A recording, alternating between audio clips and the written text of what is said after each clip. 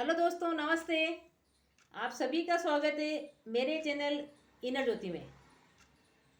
जैसा कि आप जानते हैं दोस्तों कि हम महर्षि पतंजलि के समाधि पाठ पर चर्चा कर रहे हैं और अभी तक हमने उनके 3 सूत्र देख लिए हैं जिसमें उन्होंने बताया है।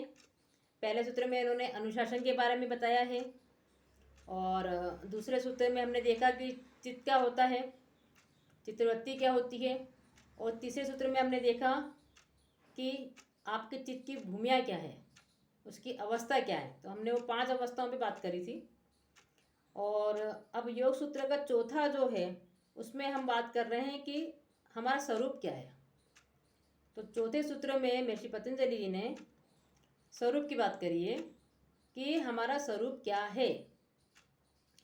तो वही जानने के लिए हम लोग क्या कर रहे हैं, योग साधना कर रहे हैं। हमने आपको पहले ही बताया था कि ये योग साधना जो है किसी ईश्वर या भगवान को प्राप्ति के लिए नहीं कर रहे हैं, हम अपने ही स्वरूप को जानने के लिए ही योग साधना कर रहे हैं। क्योंकि हम अपने स्वरूप को नहीं जान पा रहे हैं।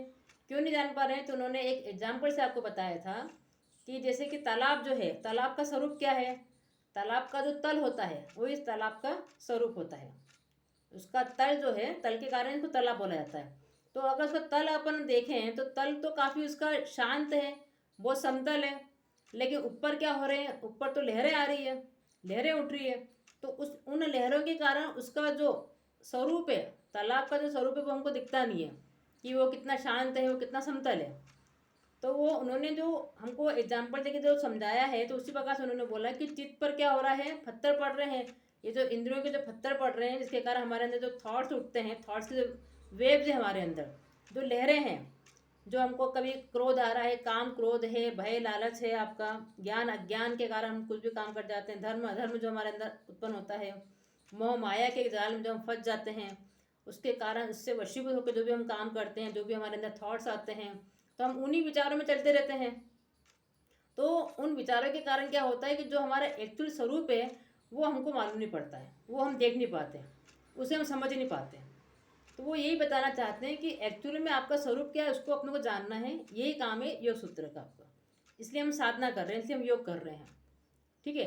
तो अभी जब तक हम नहीं जान रहे हैं, अभी तो हम पहुँचे ही नहीं अपने स्वरूप को, हमने जाना ही नहीं, तब हमारा स्वरूप क्या है फिर? तो उन्होंने यही समझाया है, पतंजलि जी ने यही बताया है कि जब तक आप साधना पे चल रहे हैं, अभी आपको नहीं पता कि आपका स्वरूप क्या है। तो अभी आपका स्वरूप कैसा है? अभी आपका स्वरूप वही है जिसपे कि आपकी वृत्तियां काम कर रही है। आप जिस वृत्ति में होते हैं वैसे आपका स्वरूप हो जाता है। ठीक है ना। जैसे कि कोई आपका तालाब है, इसमें अगर आप पत्थर मार रहे हैं तो जितने उस पर पत्थर पड़ रहे हैं उसके बाद उसमें लहरें उठ रही हैं। और वो लहरें क्या है, किनारे तक जाके अंकार से टकरा के फिर और बड़ी हो जाती है ना। तो कभी ऐसी लहरें आ रही, कभी वैसी लहरें आ रही, मतलब कभी उसका क्या हो रहा है स्वरूप, कभी क्या, मतलब कितना डिस्टर्बेंस है तालाब के अंदर।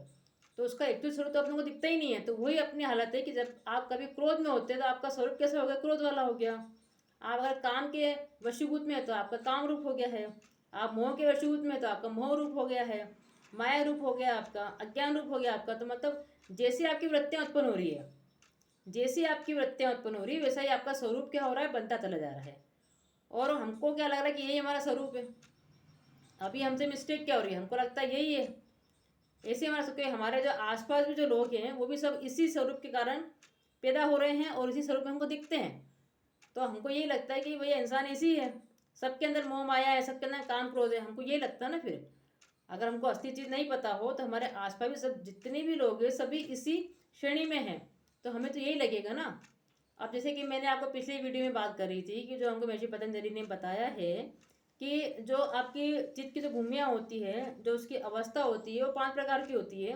तो उसके हिसाब से आपका स्वरूप भी आपका वैसे बन जाता है। तो आपने बात करी थी क्षिप्त अवस्था की। एक आपका क्षिप्त अवस्था है, ठीक है। एक आपका मूढ़ अवस्था है। तो आपका चित्त कैसा मूढ़ है तो आपका स्वरूप भी कैसा हो गया, मूढ़ वाला हो गया है ना।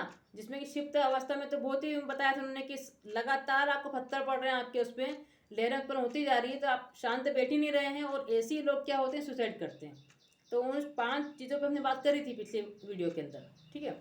फिर उन्होंने बताया कि आपकी विक्षिप्त, आपका जो है एक आपकी जो अवस्था होती है चित्त की, वो विक्षिप्त वाली होती है। जिसको कि अपन काफ़ी इंटेलिजेंट बोलते हैं, ऐसा व्यक्ति को अपन अच्छा बोलते हैं, बुद्धिमान बोलते हैं, क्योंकि सांसारिक जीवन में वो जानता है कि मुझे कैसे रहना है। तो सांसारिक जीवन में तो वो उन्नति कर रहा है, लेकिन उसका जो आध्यात्मिक जीवन है वो कुछ शून्य है। तो वो अपने असली स्वरूप को तो वैसे भी नहीं जान पाएगा, वो सिर्फ उसी में उलझा रहेगा कि कैसे मैं पैसा कमा लूँ, कैसे अपने आप को बड़ा कर लूँ, कैसे मैं पद कमा लूँ, इन्हीं चीज़ों में रह जाएगा और उसका समय निकल जाएगा सारा। उसकी भी उन्होंने बात करी थी। और फिर जो लोग साधक होते हैं, जो लोग साधना करते हैं, उसके लिए उन्होंने कहा था कि एक एकाग्र अवस्था भी आपकी होती है, जिसमें आपका मन लग गया है, मतलब आपका सत्व गुण वाला पत्थर आपका उसमें पड़ गया है, उसकी लहरें आपकी उठ रही, तो आपका मन एक उसमें स्थिर है कि मुझे अपने स्वरूप को जानना है। और फिर जब तक कि पांचवी अवस्था थी आपकी निरोध, जब तक कि आपका सारी वृत्तियों का निरोध नहीं हो जाता, मतलब सारी आपकी जो वृत्तियां खत्म नहीं हो जाती है, समाप्त नहीं हो जाती, उसको स्टॉप नहीं कर देते हैं, तब तक आप अपने स्वरूप को नहीं जान पाएंगे। तो वो यही बता रहे हैं कि अभी आपका स्वरूप क्या है, अभी जैसी आपकी वृत्ति होगी वैसा आपका स्वरूप बन जाएगा। ठीक है। तो आपको कहाँ तक पहुँचना है, आपको अपनी सारी वृत्तियों का निरोध करना है, आपको निरोध की अवस्था तक पहुँचना है, तभी आप अपने स्वरूप को जान जाएंगे। और एक बार अगर आपने अपने स्वरूप को जान लिया है, आपको मालूम पड़ेगा कि मेरा स्वरूप में कितनी शांति है, कितना आनंद है वहाँ पर, तो फिर आप क्या है कि आसपास की जितनी भी आपकी हैं वृत्तियाँ, फिर आप उस पर ध्यान नहीं देंगे, फिर आपको सिर्फ अपना तल ही दिखेगा, फिर आपको सिर्फ अपना स्वरूप दिखेगा जो कि वास्तव में असली स्वरूप है। अभी आप अपने असली स्वरूप से अवगत हुए ही नहीं हैं, तो जो भी आपकी वृत्तियाँ बनती है उसके हिसाब से आपका स्वरूप आपको दिखता है, तो आप अपने असली स्वरूप को नहीं जान पाए हैं। तो अभी जो भी वृत्तियाँ अभी चल रही है उसके साथ आपका स्वरूप बन रहा है। सॉरी।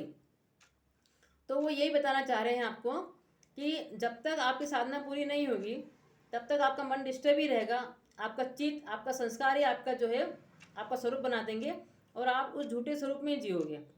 आपकी पूरी उम्र निकल जाएगी, आपको लगेगा बस यही हमारा जीवन था, जबकि वो बहुत ही अलग है आपका जीवन। एक बार अगर आपने उस स्वरूप को जान लिया, फिर आपको पूरा चक्कर समझ में आ जाएगा, आप पूरी चीज़ों को समझ जाएंगे, आपकी पूरी दृष्टि बदल जाएगी, और बहुत सारा ज्ञान आपको ऐसे ही प्राप्त हो जाएगा, बिना पढ़े आप सबको जान जाएंगे, सब चीज़ें आपको समझ में आने लग जाएगी। तो दोस्तों, कहने का मतलब ये है कि अभी हम जिस साधना पे चल रहे हैं, जिस पथ पे चल रहे हैं, वो हमारे लिए बहुत महत्वपूर्ण है, क्योंकि हमने पतंजलि के जो योग सूत्र है उस पर काम करना शुरू कर दिया है, और जैसा हमको बता रहे हैं हम उसी हिसाब से चल रहे हैं, ताकि हम अपने एक्चुअल स्वरूप को प्राप्त कर सकें, वो जो कैवल्य की अवस्था जो आखिरी वाला जो है उनका। ठीक है। तो वहाँ तक हमको पहुँचना है, तो वो अवस्था यही है कि हम अपने स्वरूप को जान जाए अल्टीमेटली। तो हमारी भी यही कोशिश होना चाहिए कि हम उसको जान जाए। तो अब क्या होता है कि जैसे कि कोई तालाब है, अगर मान लीजिए इस पर कोई पत्थर नहीं पड़ रहे तब तक तो वो शांत दिखेगा। अब आपके साथ कभी कभी ये भी गलती हो जाती है, कुछ लोग जैसे पहाड़ों पे चले गए या जंगलों में चले गए, तो उनको लगता है हमारा मन बहुत शांत हो गया है, अब हमारे अंदर कोई वृत्तियाँ नहीं रही है, लेकिन ऐसा नहीं है, क्योंकि वहाँ पे पत्थर नहीं पड़ रहे हैं आपको। तो आपको लग रहा है कि अब हमने सब पे विजय प्राप्त कर ली है, मैं सारी मोह माया से हट गया हूँ, मुझे क्रोध नहीं आता है, ये नहीं आता है, क्योंकि आप एक जगह अगर अकेले चले गए जहाँ पे कोई मनुष्य और है ही नहीं, तो आपको डिस्टर्ब करने वाला कोई है ही नहीं, बाहर से कोई पत्थर आपके पास आ ही नहीं रहे।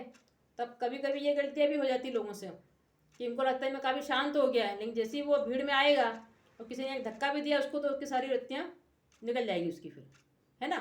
तो भीड़ में रह के, मतलब सारे मनुष्य के बीच में रह के, वो हमें अगर कुछ भी बोल रहे हैं, कुछ भी कमेंट कर रहे हैं, कुछ भी कह रहे हैं, और हम इन ज्ञान इंद्रियों से जो भी कुछ ग्रहण कर रहे हैं, इस दुनिया को देख रहे हैं, समझ रहे हैं, उसके बाद भी अगर हमारे अंदर कोई वृत्तियाँ नहीं उठ रही है, तो फिर हम सोचते कि हम बिल्कुल सही दिशा पर जा रहे हैं, हम वहाँ तक पहुँच रहे हैं जहाँ पे हम शांत होकर अपने स्वरूप को एक बार जान जाएंगे। और एक बार आपने अगर उस स्वरूप को देख भी लिया, समझ भी गए आप, फिर समझ लो कि आपका काम शुरू हो गया, फिर ऑटोमेटिकली परमात्मा की ओर से आपको सारी हेल्प मिलना शुरू हो जाएगी, और आप वहाँ तक बिल्कुल पहुँचेंगे ही सही। तो एक बार अपने को शांत मन से वहाँ तक एक बार पहुँचना है, अपने उस स्वरूप को देखना है। तो हमारे पास पत्थर पड़ना भी चाहिए, इससे हमको इसी जगह पे रह के, ऐसा नहीं कि हम परिवार से दूर हट जाए या कहीं जंगलों में चले जाए या कहीं पहाड़ों पे चले जाए, उसकी बात नहीं कर रहे हैं। इसी समाज में रह के, इसी परिवार में रह के, इसी वातावरण में रह के, जो भी समस्या हमारे साथ है अभी, उन समस्याओं का सामना करते हुए हम अपने मन को शांत करें, हम अपने स्वरूप को जानने की कोशिश करें, हम साधना करें। ये उनका पॉइंट है। तो ये हमको समझना है। तो हमको ऐसे धोखे में भी नहीं रहना है कि हमके जंगलों में या पहाड़ों पे या अकेले रहने चले गए और हमको लगा कि अब तुम बहुत शांत हो गए, ऐसा नहीं है। आप भीड़ में रह के, इस दुनिया में रह के, इस समाज में रह के अगर इतने ऊंचे उड़ जाते हैं कि किसी की बातों का आपको कोई प्रभाव नहीं पड़ता है, और आप अपने स्वरूप को अगर जान गए, उसके बाद तो फिर कुछ कहने की बात ही नहीं आती है, फिर तो वो सारी बातें बेकार होती है। अगर एक बार आपने कोई चीज़ समझ ली, देख लिया, आपको समझ में आ गया, फिर क्या है। तो एक बार अगर आपने अपने तल को छू लिया, अपने स्वरूप को देख लिया है, फिर कोई भी चीज़ें आपका मन भटकाव कर ही नहीं सकती है। ये उनका कहने का मतलब है। तो आज जो उन्होंने हमको बात करी है चौथे सूत्र में, उन्होंने यही बताया है कि अभी आपका स्वरूप क्या है। तो अभी आपका वही स्वरूप है जो आपकी वृत्तियाँ चल रही है। तो इन्हीं वृत्तियों को रोकना है, इन्हीं वृत्तियों का निरोध करना है, तभी आप अपने असली स्वरूप को जान पाएंगे, तभी आप जान पाएंगे कि वास्तव में मेरा मन कितना शांत है, मैं कितना बिल्कुल निर्दोष हूँ, मेरे अंदर कोई दाग नहीं है, मैं कितना स्वच्छ हूँ, ठीक है, मैं कितना साफ हूँ। ये सारी बातें आप तब जान पाएंगे जबकि ये सारी वृत्तियाँ आपकी हट जाएगी, इन सबका निरोध हो जाएगा और आप एक बार अपने स्वरूप को जान जाएंगे। तब आप बोल पाएंगे कि हाँ अहम ब्रह्मास्मि, जैसे बोलते हैं कि मैं ही ब्रह्म हूँ। तब आपको मालूम पड़ जाएगा, ऑटोमेटिकली आप समझ जाएंगे कि मैं और वो ब्रह्म अलग अलग नहीं हैं, हम एक ही हैं और आपका उसमें लय हो जाएगा, उस चीज़ को आप जान जाएंगे। तो वो यही बताना चाह रहे हैं दोस्तों कि आपका स्वरूप जो है वो शांत है। हर कोई देखना, आप किसी भी मनुष्य पास जाएंगे वो यही चाहेगा मेरे को शांति से जीना है, शांति से रहना है ना, आनंद में रहना है, हर कोई ये चाह रहा है। सबके अंदर यही चीज़ें हैं क्योंकि आपका वो स्वरूप है ना, एक्चुअली में वो आपका असली स्वरूप है। लेकिन इन वृत्तियों के कारण क्या हो रहा है कि आप इन नकली स्वरूप से अवगत होते हैं, आपको लगता है यही मेरा जीवन है, यही मेरा स्वरूप है। यहाँ ये बात हो जाती है। तो ये योग हम कर इसके लिए रहे हैं, ये साधना आपकी हो इसके लिए रही है कि आप अपने स्वरूप को जानें और पहचानें। तो इसी राह पे हमको चलना है, इसी को हमको समझना है। तो जो भी उनके सूत्र अपन देखते जा रहे हैं, पढ़ते जा रहे हैं, उनको हम समझते जाएं और उसका सार क्या है उस चीज़ को हम समझ लें एक बार, फिर हमें कुछ दिक्कतें नहीं आएगी, तो हम धीरे धीरे आगे बढ़ते जाएंगे इसी प्रकार से।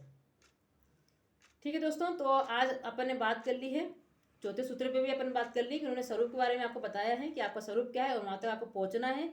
और अभी जिस स्वरूप में आप जी रहे हैं वो आपका नकली है, वो आपका असली नहीं है। जैसी आपकी वृत्तियाँ होती है वैसा आपका स्वरूप आपको दिखता है। तो आपकी कोशिश होना चाहिए कि हम जितना हो सके इन वृत्तियों से दूर होए, इनका निरोध करें ताकि हम अपने असली स्वरूप तक पहुँच जाए। तो आज अपन चर्चा यहीं समाप्त करते हैं दोस्तों। आज अपना ये यहाँ तक का सूत्र हो गए हैं, 4 सूत्र हो गए हैं। अपन संडे को मिलेंगे और आप इसी प्रकार से चैनल को देखते रहिए और चैनल का लाभ लेते रहिए दोस्तों। और चैनल को शेयर करें, लाइक करें, सब्सक्राइब करें। ये सब्सक्राइब करने में कोई पैसा नहीं लग रहा है, ठीक है। और अपन आगे बढ़ते जाएंगे, इसी प्रकार से हमारी यात्रा पूरी होगी। Thank you so much.